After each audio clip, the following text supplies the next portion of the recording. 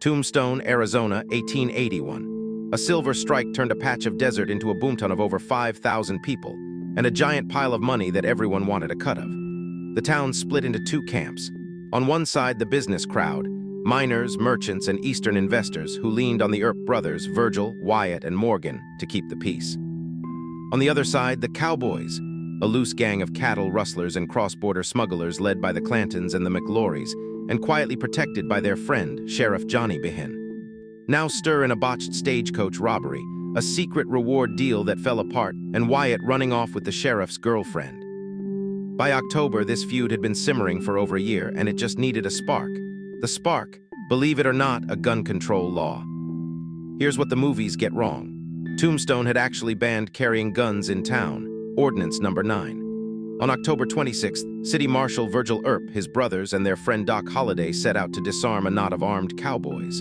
And they did it not inside the OK Corral, but in a cramped vacant lot a block away, barely 18 feet wide.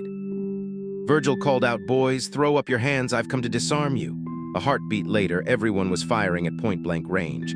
The whole fight lasted about 30 seconds. Around 30 shots, Doc Holliday's shotgun did the loudest work. When the smoke cleared, Billy Clanton and both McLaury brothers were dead.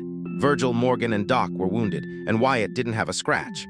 No high-noon duel, no epic showdown, just 30 savage seconds in an empty lot, and nobody can agree on who drew first.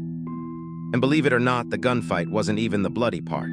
The cowboys cried cold-blooded murder, so a judge held a hearing, which became its own circus, with Wyatt reading a written statement the prosecution wasn't allowed to challenge. The Earps walked free. So the cowboys took matters into their own hands. They ambushed Virgil in the dark and mangled his arm for life. Then they shot Morgan Earp in the back during a game of billiards, killing him. Wyatt was finished with courtrooms. Sworn in as a U.S. Marshal, he assembled a posse, Doc Holliday included, and went hunting. Over 3 weeks in what's now called the Earp Vendetta Ride, they gunned down Frank Stillwell, Florentino Cruz, and the cowboy boss Curly Bill Brocious. More men died in the revenge than in the famous fight.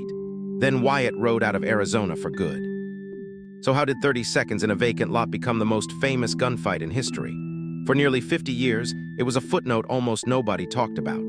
Then in 1931, 2 years after Wyatt died, a writer named Stuart Lake published a biography that erased the arrests, the horse theft, and the brothels, and reinvented Wyatt as a flawless lawman. Hollywood pounced. A 1957 blockbuster even stuck the wrong name on the whole thing, cementing the myth that the fight happened inside the corral.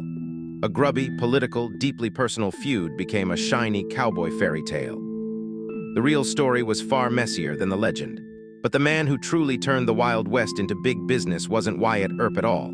He was a buffalo hunter who packaged the whole frontier into a traveling spectacle and sold it to the entire planet. Next time, Buffalo Bill's Wild West.